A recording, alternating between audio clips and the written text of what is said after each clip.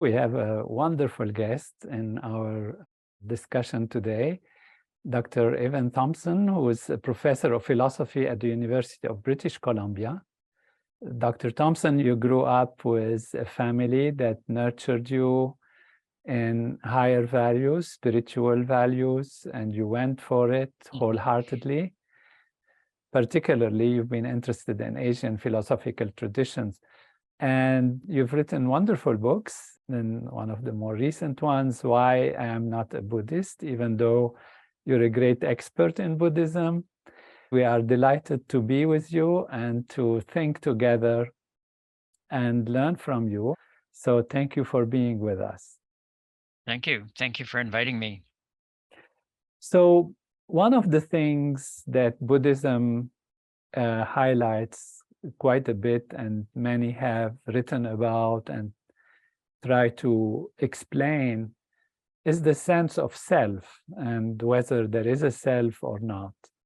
I'd like to start with just the idea of the self, and how did you end up sorting this out, let's say, in a sense, from the idea that there is no real self to understanding what the self is, what is meta-consciousness, how do they relate to our experience, and discuss this in some ways and see whether this is a question of fundamental reality or maybe even just semantics, actually, how you call it.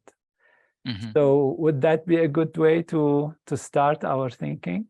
Yeah, that sounds good. So I've written about this idea of self from different vantage points. In my book, Waking, Dreaming, Being, which is really about consciousness and the sense of self, the feeling of having or being a self.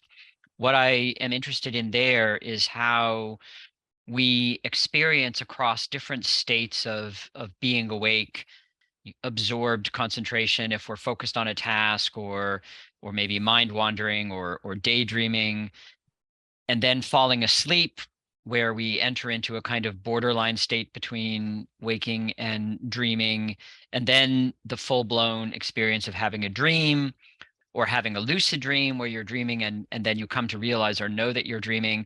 What I was interested in that book is how our sense of self, our experience of being a subject of experience, shifts across these different states in a way that implies differences in what we identify with as ourself. So in the waking state, we very much identify ourself with our body. Our sense of self is where our body feels to be located, where we're looking out from our eyes, or how our body moves. But of course, if we start to mind wander or daydream, then the sense of self becomes caught up in a chain of thought in which we have a kind of awareness that we are the ones thinking or mind wandering, but also we have an image, a mental image of self. If you remember, the first moment that you can recall from waking up today, you will have a sort of mental image of yourself back in the bed. Maybe, you experience it from a kind of immersed first person perspective, or maybe you see yourself from the outside as if you're sort of hovering in the room and looking down on yourself in the bed. So that's a kind of mental image of self. So, and that happens in dreams as well. Of course, in the dream state, we create a kind of mental image of self that typically we identify with as if that's myself, my being in the dream, my body in the dream. And then in a lucid dream, that changes again because we have this larger sense of awareness where the self in the dream isn't all there is to the self. So in that book, I'm very much interested in how the way that I put it is that how the sense of self is constructed. And by constructed, I mean put together from different aspects of the mind and the body in a constantly creative, dynamic way.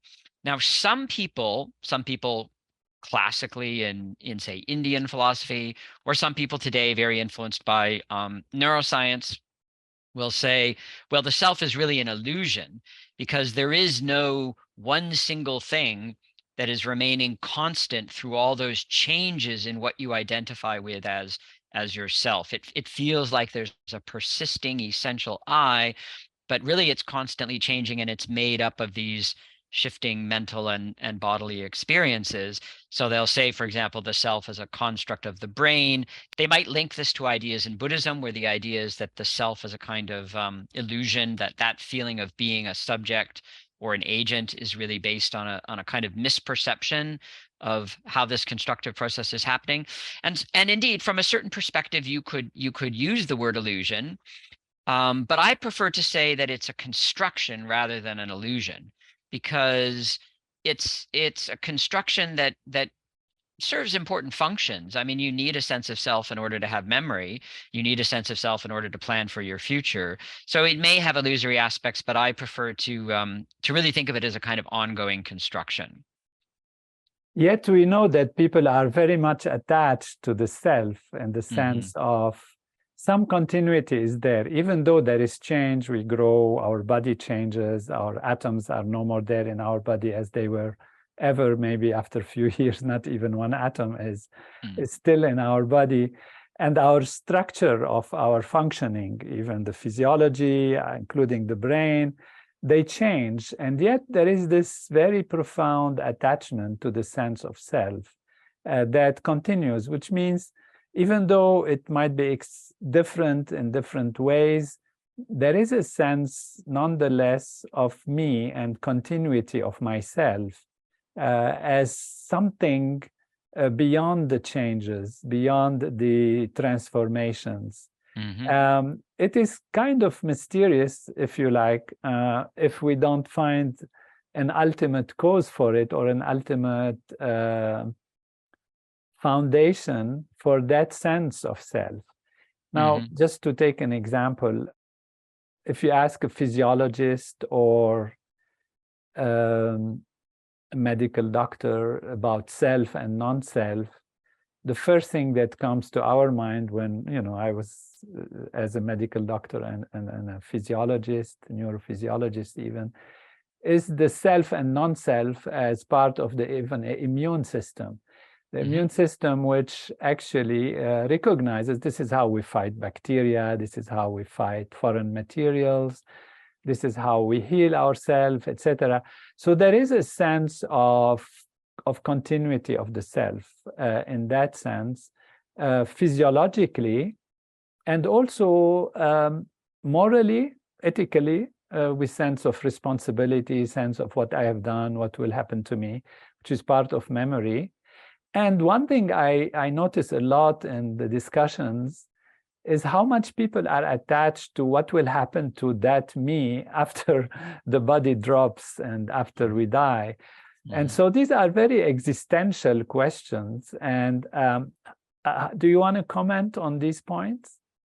Yeah, I think that's exactly right. They are very existential questions. And when you start really probing them, then different traditions of thought will say different things about these questions. So one aspect of self that you were just invoking in relationship to the immune system is what we might call a kind of functional biological sense of identity, that's basic to life. I mean, a single cell, a bacterial cell, for example, has to constantly construct itself as a unitary being through its metabolism and gene expression, so that it has a kind of membrane boundary that distinguishes it from what's not self.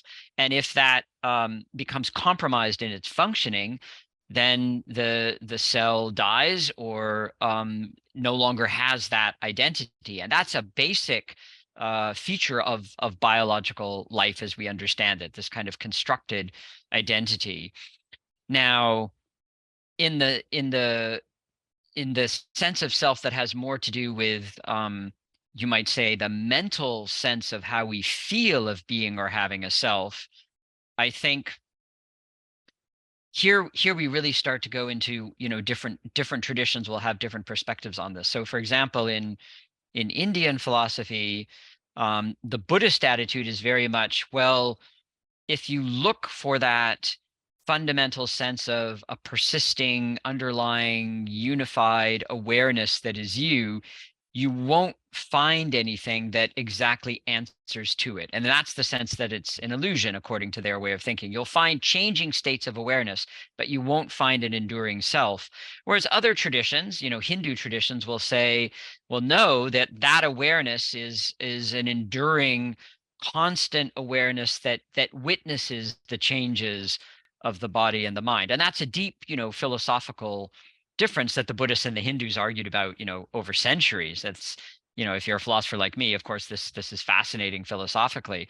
But I think existentially, uh, indeed, we do have this sense of identity or identification, and then, death is the dissolution of that. And it is a question whether that's the ultimate dissolution and a cessation in which there is no continuity of anything other than the decay, the physical continuity of decay, or whether there is some kind of spiritual or mental persistence of awareness.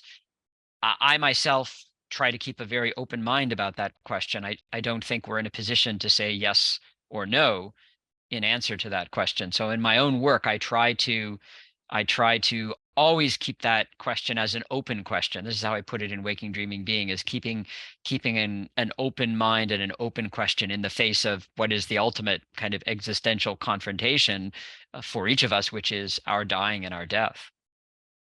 Yeah, this particularly, one of the great wisdoms of time and repeated in so many traditions, so many ways, is know thyself. And when we say know thyself, people imagine knowing one's qualities, one's shortcomings, so that you know how to behave and what to do. But as you say, the self, that part of the self is constantly reconstructed.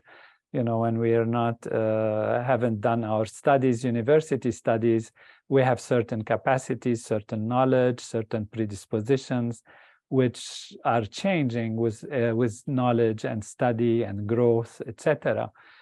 And there is also, since you evoked it, that sense from the traditions of a small self and a big self, which is very much in the Vedic Indian tradition and knowledge, that the small self is an ahamkar, is just a manifestation of atma, the big self, and that ultimately there is one consciousness which appears as many, and it can be changed because it does have these different colors and flavors. And so there is even the idea, and I want to hear your feeling about it, that actually there is only one self ultimately. So that thing which is called an illusion in Buddhism is about the individual self being a separate entity, as if something that is separated and belongs to somebody and is really there. And there is that sense of unbounded existence, some kind of consciousness. I think we call it, self-luminous consciousness. You have used also these terms in your discussions. That is unbounded, that is an ocean of consciousness, in fact, that is actually itself appearing as many. And so when I experience myself and I associate myself to that, it's actually that unbounded ocean of consciousness, which is experiencing one wave of its reality. And when you experience yourself or somebody else experience themselves, it's another wave, there is no question, but it is still the ocean manifesting in these different waves. What do you feel about that approach? Yeah. Well, it's interesting that you raised that because I was in a sense raised as a child in that worldview. My father was originally raised as a Catholic, but he left the church when he was young, and he became a follower of the yoga practice and philosophy of Paramahansa Yogananda. And so when I was a little kid, he was really following that spiritual path, you could say. And so I was raised with ideas from yoga and Vedanta. What you just described is really the Advaita Vedanta worldview that, comes to us, especially through Shankara, the great Indian philosopher, who is developing those ideas by way of interpreting the Upanishads. So I was raised in that way of thinking, and so I find it very familiar and very I'm very fond of it. I'm very close to it in many ways. I would say that I have a deep appreciation for it.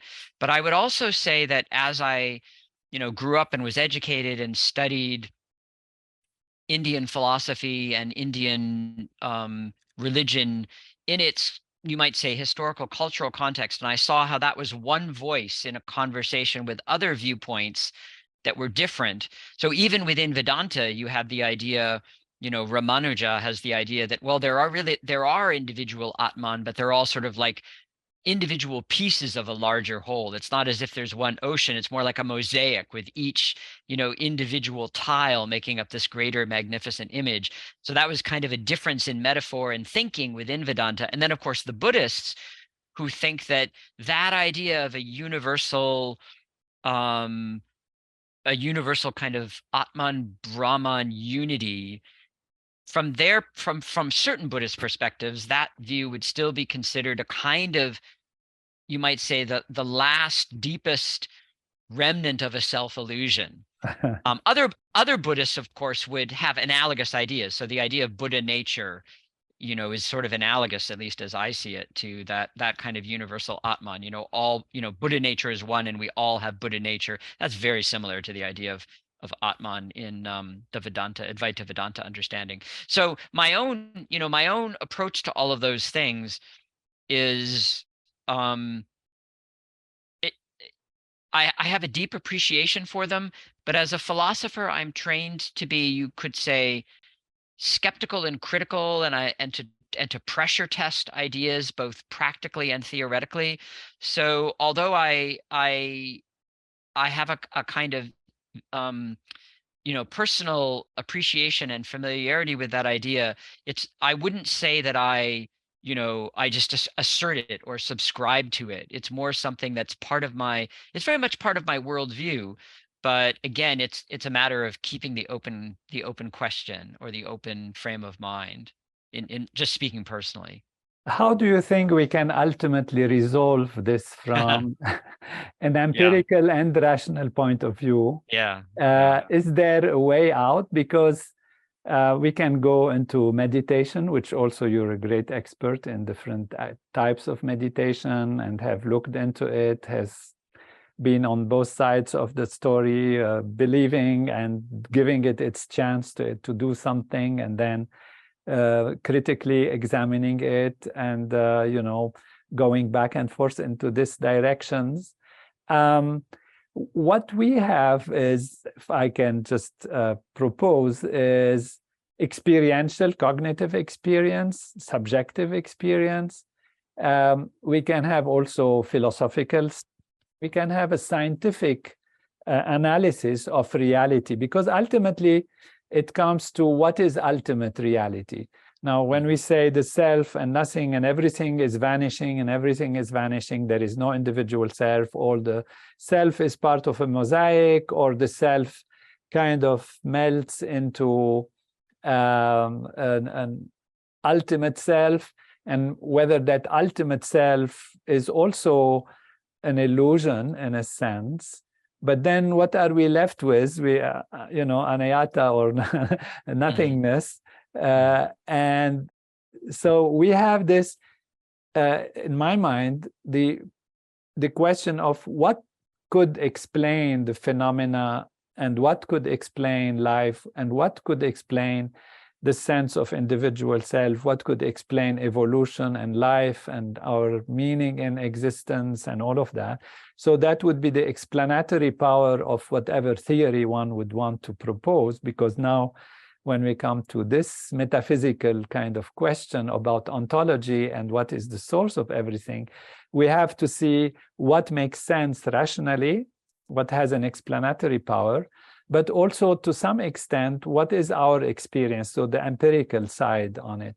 So if we were to ask how to come to a conclusion, how to solve that conundrum, What would be your, what would you expect science to do? What would you expect philosophy to do, spirituality, meditation, to show us the path towards an understanding of ultimate reality? Yeah, that's It's a a great big question. It's a big question. That's a great question. I think, I mean, what I think there is that it's very important to have a kind of humility and sense of our limitations as human beings. So I would say that we have different kinds of knowledge. You know, scientific knowledge is in our present day Western culture, obviously, you know, the most developed form of knowledge, and that's very much a kind of outwardly focused knowledge based on in a way abstracting away from experience to try to characterize objects through, you know, models and methods and ways of, you know, interacting and manipulating them for our instrumental ends, whether it's in, you know, physics or medicine or what have you. So that's a kind of, just, you know, to use sort of maybe somewhat simplistic terminology, a kind of outer knowledge of the world where we try to render it as much as possible independent of experience. This is classically what, you know, the origins of modern science is about in Galileo and Newton and even in Einstein. And then, of course,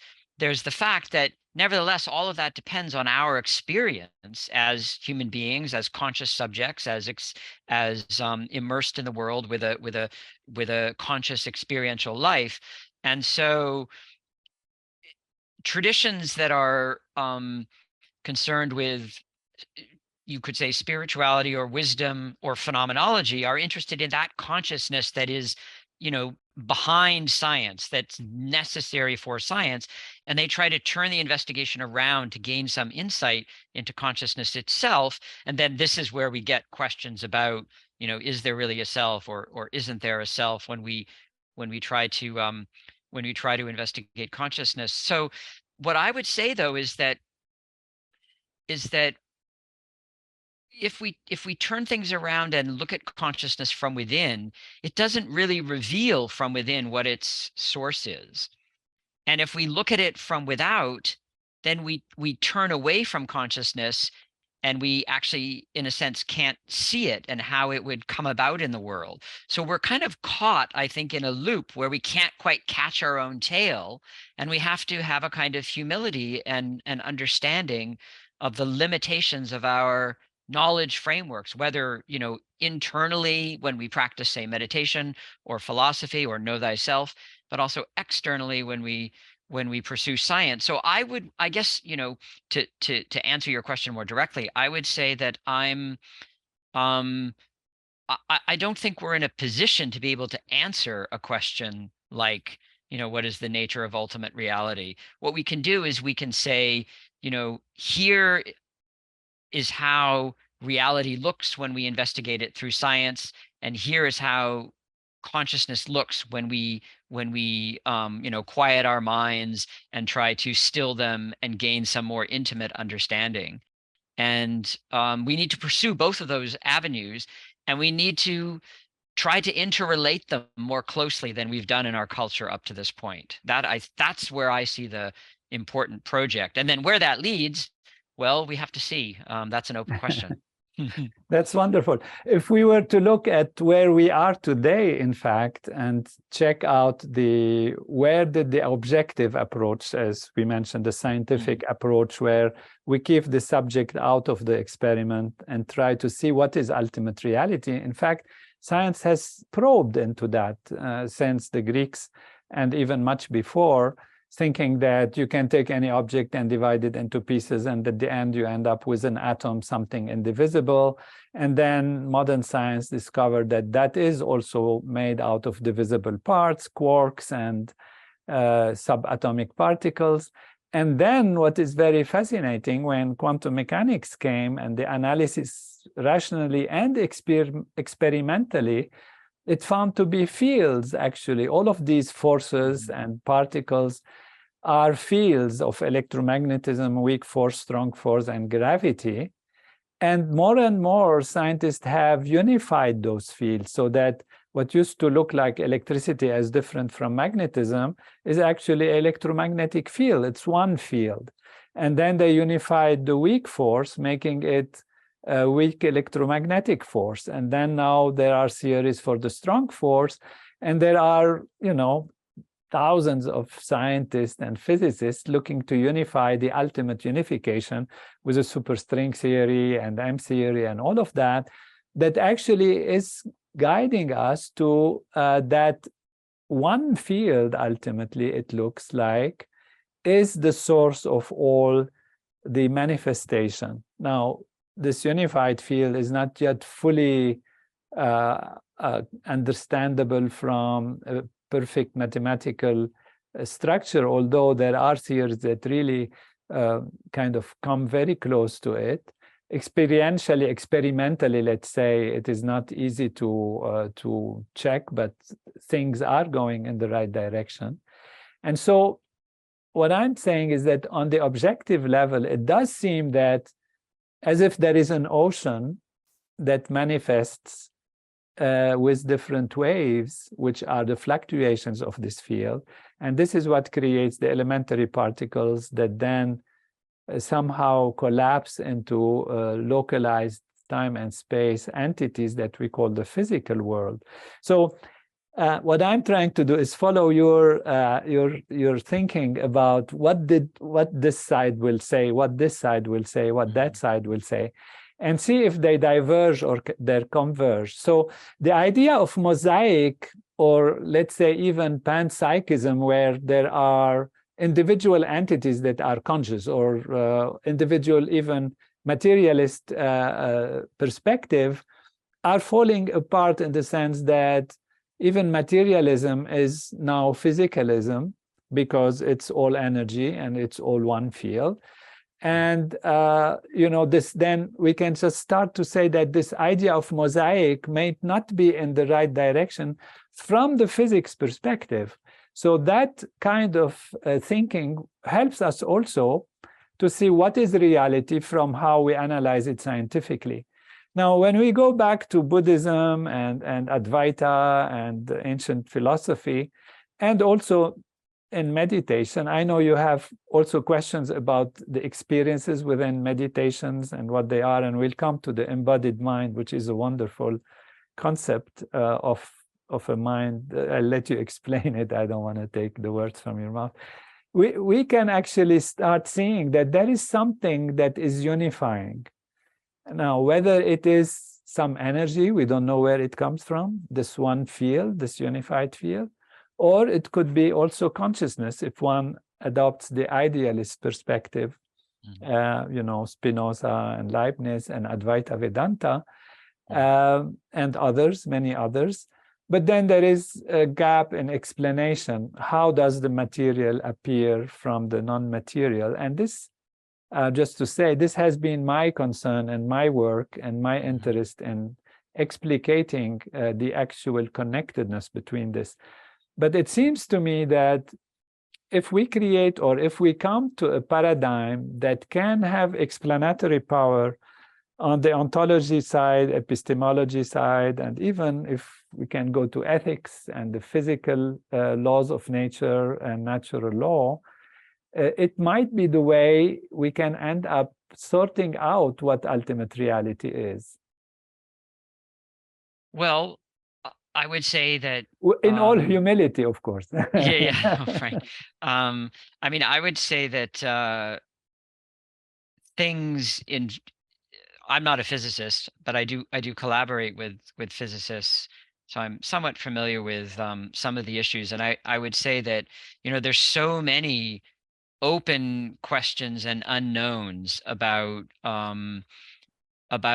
things at the level of fundamental physics, that the idea that we could arrive at some kind of unity in that domain that would then explain everything else having to do with, life, for example, in biology, I'm quite skeptical of that way of thinking about science. I think science works at different levels, and it constructs models, and the models are idealized and abstract, and the links between them are always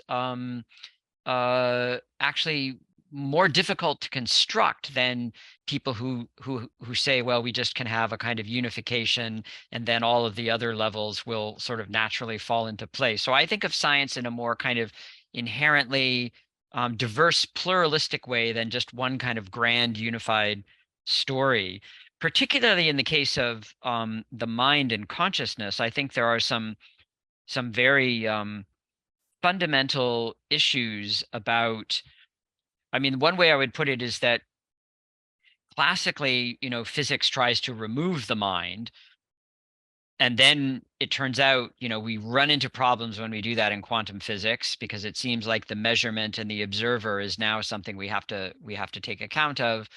And even in, say, relativity theory, we have the idea of time as if it's sort of laid out all at once in a block, but that doesn't really account for our experience of here and now, the present moment, which you need even to sort of to do your physics.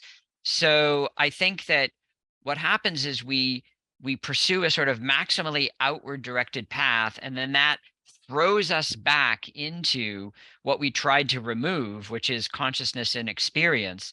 But then if we try to follow the thread of consciousness and experience, we're sort of thrown back out into things like our embodiment, our being in the world, the different forms of life that sustain consciousness, at least as we think of it in the biological world. So we're in this kind of loop where we circle around and circle around. And I think that we can gain a lot of insight in being in that loop and taking more awareness of the fact that we're in this loop instead of trying to pretend that we're not. But I don't see it as ending in a kind of one unified story. I think there are likely going to be many different kinds of stories that we link in different ways depending on the context. That's my own way of thinking about it. Wonderful. It is interesting that, if we now come to the embodied mind, that you have actually unified what people were thinking, that the mind is in this box in the brain. And that, now we say the mind is also in the liver and what happens in the stomach and then the finger. And beyond that, you take it to the environment and the ecology of the mind. You want to tell us about this wonderful aspect that you have championed, the embodied mind? Yeah, so the embodied mind is really, so it's the name of a book I did many years ago with a neuroscientist, Francisco Varela, who was my mentor. He was a very pioneering neuroscientist and biologist in many different ways. He was also a very philosophical thinker and very committed to Buddhist philosophy and Buddhist practice. So we developed this idea in collaboration with others. We weren't the only ones to do this, of thinking of the mind, or you might say cognition and perception, what the mind does, as not something that happens inside the brain, but that happens in the whole body in relationship to the environment. So an analogy that I sometimes use is saying that the mind is in the brain, or that thinking is in the brain, is a bit like saying that flying is in the wings of the bird. The bird needs wings to fly, but flying is something that the whole bird does in relationship to its environment. So mind, or it's better to think of it as a process. Mind is a noun, but mind in the sense of active perceiving and cognizing is something that the whole organism or the whole person does in relationship to the environment. So for example, in the case of perception, that means that perception isn't an event that happens in the head. It's part of a relation to the world that involves acting, moving your eyes, moving your head, moving your body, approaching things, moving away, changing the appearances, knowing how things change, how they look based on how you move in relationship to them. That's what perceiving is. So the embodied mind is really that idea that we approach the mind through the whole body and its relationship to the environment, and that it's a relational phenomenon rather than something that happens in a localized way in the head. Wonderful. And when you were saying about going around and showing it in a circle way, some thought came to me about transcendence, which means going beyond the circling. Yeah. And so there is this, you know, we teach transcendental meditation. It's part of the techniques that come to us from Maharishi Mahesh Yogi and the Vedic tradition, where it's to go beyond is the idea of experiencing the self. So on the cognitive level, to go to a place where the self, or you know, we're calling it the self, or that self-luminous consciousness, or that consciousness that is itself the unified field, if you like, from the spiritual perspective or from the Vedic perspective.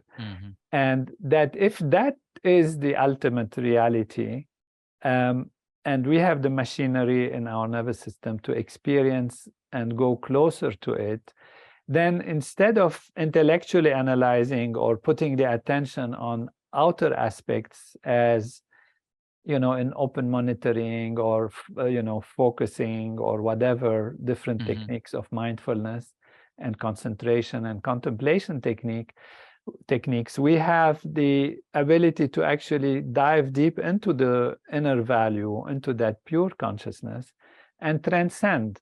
And so we have people who report transcending and who have, in our experience, and including my experience, that it is possible to have consciousness without content in consciousness, which means not a memory, not a thought, not an experience, not a feeling, but just being conscious of being conscious, beyond meta consciousness, but pure consciousness, we can say.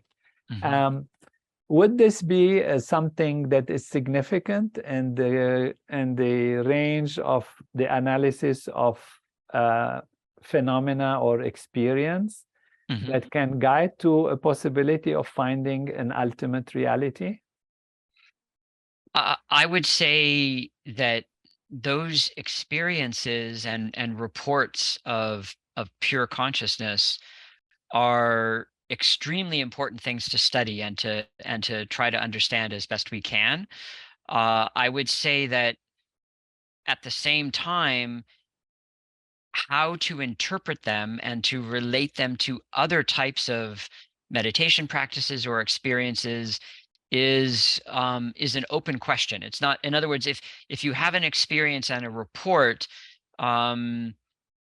it doesn't carry with it its own sort of self-certifying interpretation. It has to be studied and characterized. So, you know, I have no doubt about the genuineness of people who report those experiences and of the phenomenon that they are reporting, that there is a kind of experience of awareness or experience of consciousness in which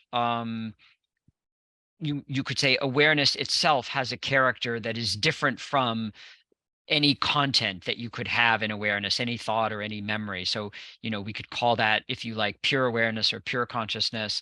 So I think that those experiences are significant and important and genuine. But I would be very hasty in inferring, because that's really what we're doing, inferring from them that they reveal the underlying nature of reality.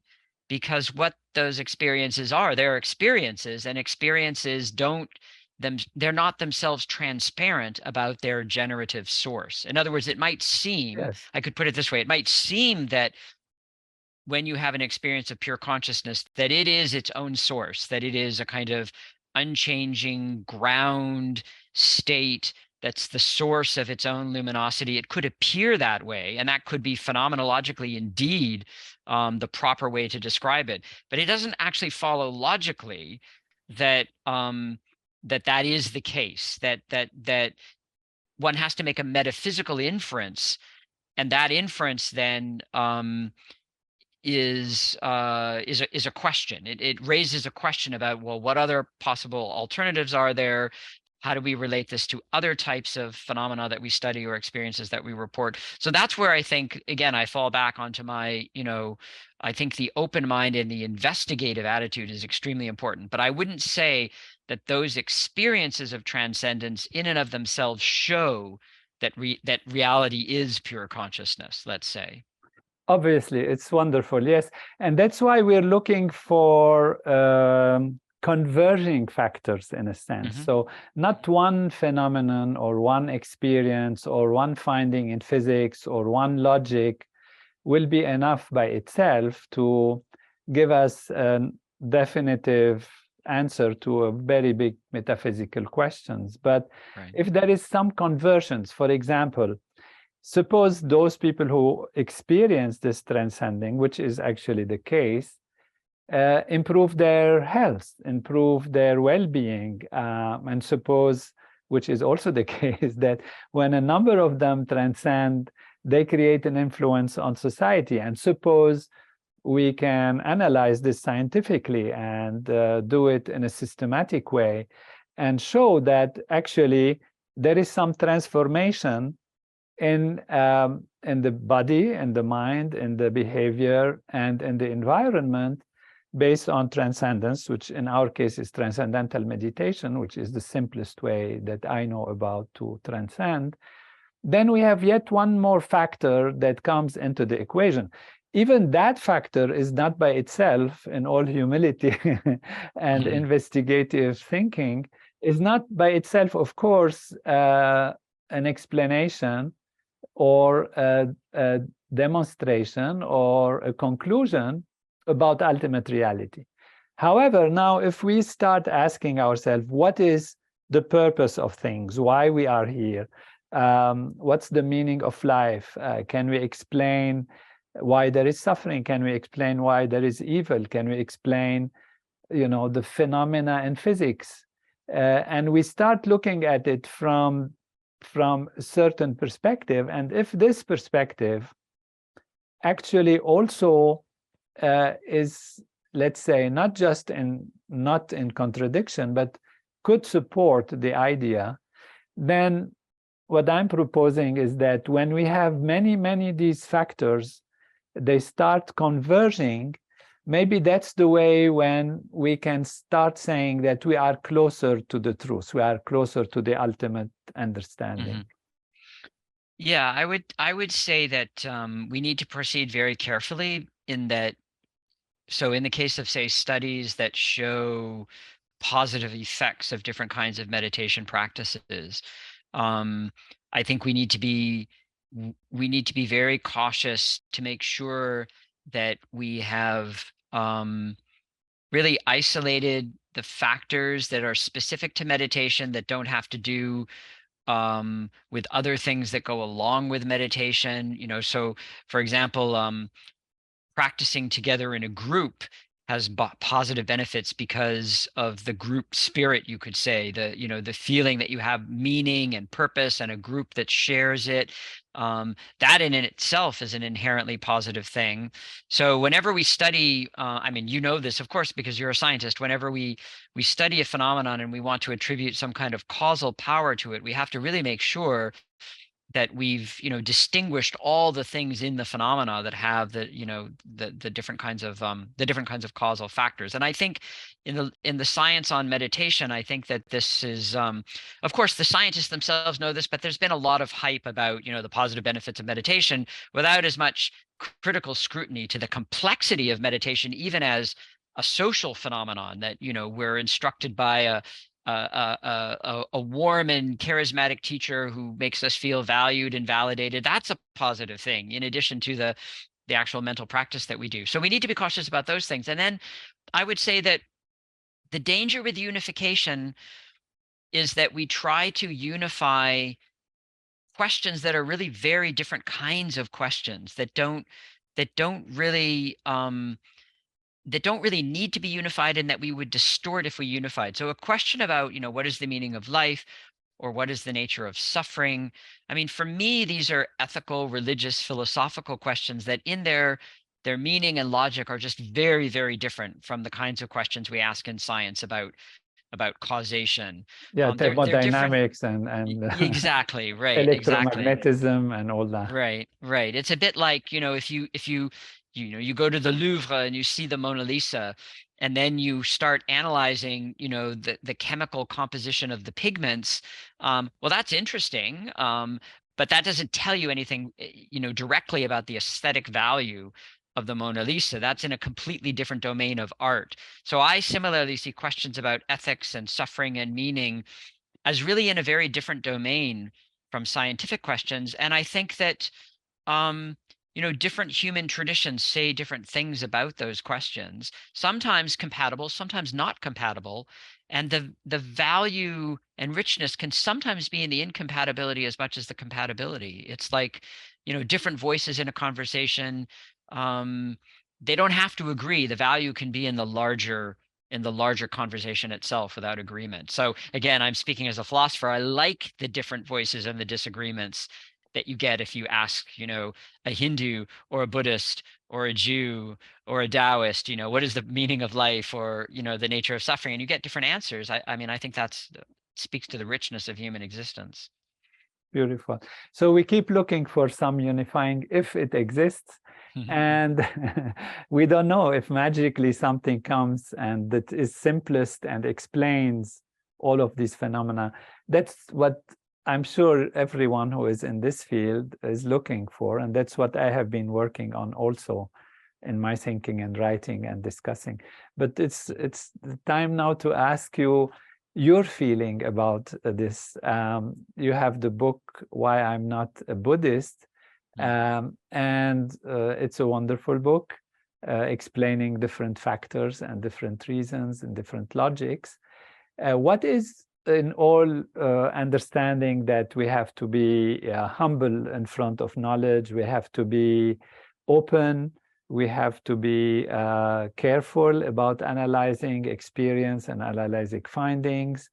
And yet somehow, after a long life of research and study and looking at things from different perspectives, I think we all form kind of a worldview.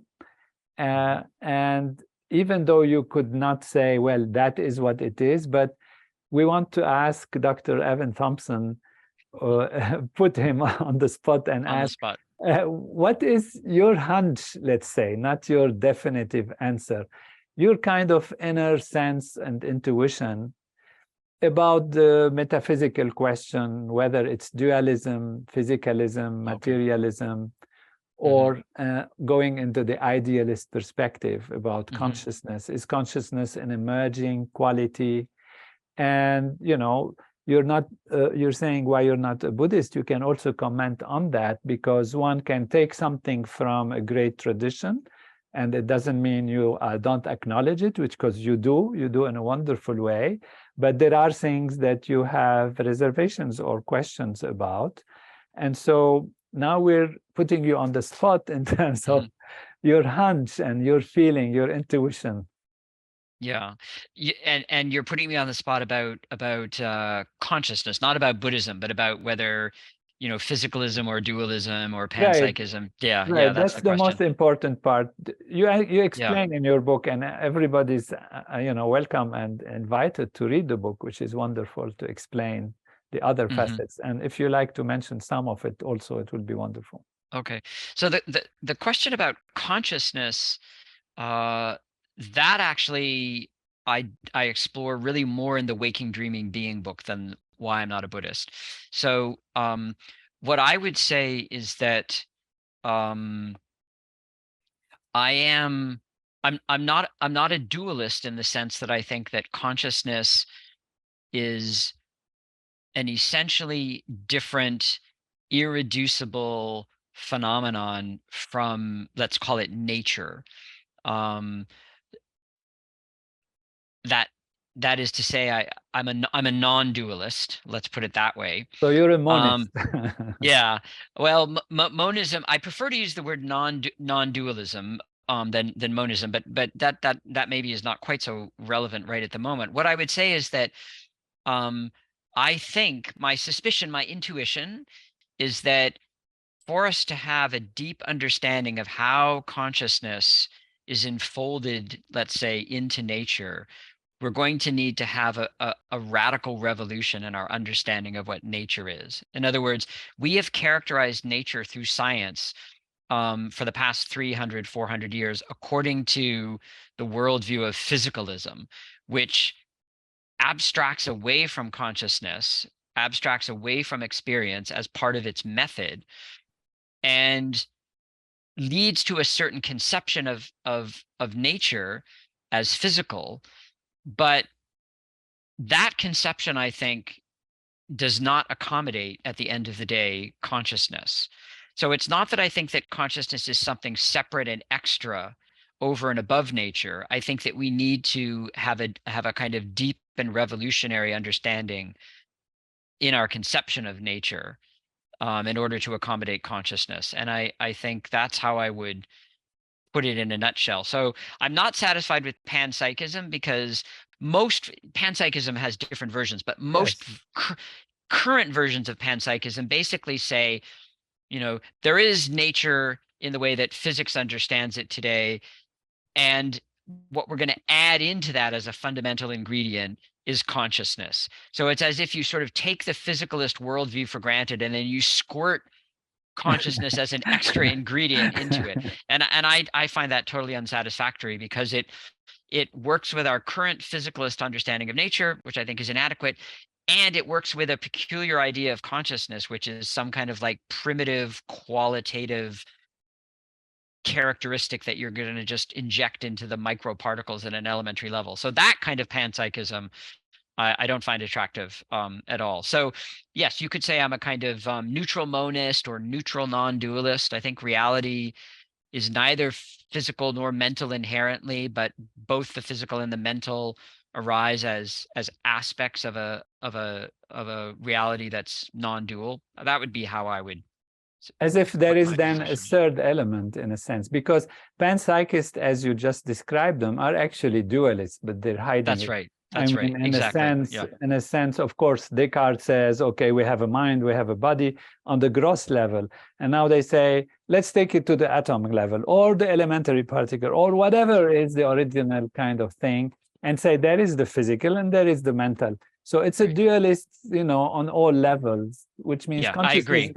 Yeah. So they are really a dualist. And so we're left with either it's consciousness as primary, which I, like to support. This Sure. podcast is called Consciousness is All There Is, and I give Yeah. all the logic for it. Or Right. material is the thing, which I find more difficult to say because for whatever reasons. Or, maybe you're saying there is a third element. There is something other than consciousness, in a sense, or matter that has both in it. So that is, in a sense, some new factor that comes into play. Mm-hmm. Yeah, I would say, I mean, another way I could put it, if I'm being completely honest, and forthright about what my intuitions and sensibilities are, is I would say that I've always been very drawn to mystical tradition. So the idea that reality is ineffable, escapes our concepts, our conceptual systems. So mental, physical, conscious, material, these are concepts, and they're important, and we use them to exist and get around in the world, and they have value, but they're just maps we have, and reality utterly exceeds that in ways that the mind cannot frame or pin down. So that's really, I suppose, my deep kind of conviction, I guess would be the word. Yeah. Beautiful, thank you. So you've been through such depths of understanding and studying Buddhism, and now you say, why I'm not a Buddhist. Yeah. Would you tell us something about that? Yeah. So the reason that I wrote that book is because I was so involved in the science Buddhism dialogue that people just assumed that I was a Buddhist. And so when I would say to them, well, actually, I'm not, then they would want to know why. So the title is not meant to be, it's not meant to be rejecting in any way the importance and value of Buddhism. It's more a kind of personal statement. And the reasons, there's sort of two different kinds of reasons. So one more immediate reason is that I grew up in a 1970s kind of alternative counterculture environment in which I was exposed to a lot of Western Buddhist teachers. And I found Buddhism very attractive in many ways, and at different times you could say tried to be a Buddhist. But what I would constantly come up against was a form of Buddhism that presented itself. So historians call this, modern Western Buddhism or Buddhist modernism, that was very exceptionalist in its thinking. It would say, Buddhism is uniquely suited to science. Buddhism is uniquely rational and empirical. It's not really a religion, actually. It's a mind science or a therapy or a way of life. And this, I think, is simply distorting of Buddhism and of science and of religion. All religions in the modern world modernize themselves and try to present their ideas, unless they're fundamentalist, in ways that are more compatible with science. Buddhism is not exceptional or unique in this way. And the idea that Buddhism isn't a religion is based on a kind of misconception of what religion is. It's based on this idea that, oh, it's not a matter of belief, it's a matter of personal experience. That's a very Protestant conception of religion. If you look at what Buddhism is historically and what other religions are historically, it's about community, it's about textual traditions, it's about rituals, it's about answering questions about the meaning of life and the meaning of different states of consciousness, and Buddhism offers all of that. So it's very much a religion. So to make all of that, to condense all of that, there wasn't really any way for me as a non-Asian person to be a Buddhist in the modern world without embracing this kind of Buddhist modernist worldview, which as a philosopher I just think is doesn't withstand critical scrutiny. So when I gained insight into that, then for me, I saw that I could relate to Buddhism as a very rich philosophical and religious tradition, but without having to sort of join the club of the modern Western Buddhist, let's put it that way. So that's one answer. Then a deeper philosophical answer is that Buddhism is, at least in its, let's say, classical Indian formation, in its early phase, you could say. I mean, Buddhism transforms over many epochs and cultures, so it's not as if there's one Buddhism by any means.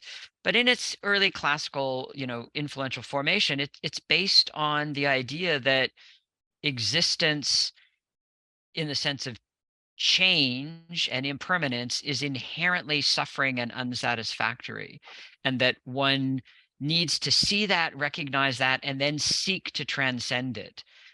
And I understand, as a philosopher and someone who studied religion, how that way of thinking formed in the historical time, but it's not my way of thinking. I can't look at the world in that way. Of course, there is suffering in the world, and suffering, needs to be met with compassion and needs to be acknowledged and recognized. But the equation of existence with suffering is not a perspective that I can, at the end of the day, embrace. And so that, at a deeper level, then, is why I would not be a Buddhist. Yeah. No. Well, that might be ingrained in the experience of the Buddha, going from a situation of a wealthy, right, comfortable situation, going out in the world and finding that it's different. But that is also a kind of time, a kind of circumstantial situation, circumstances in that sense. Yeah. But we have lots of happiness and joy and bliss in life also. Indeed. And I mean, that's right. I mean, Buddhists do acknowledge that, but nonetheless, at the end of the day, they would say that, it's tainted.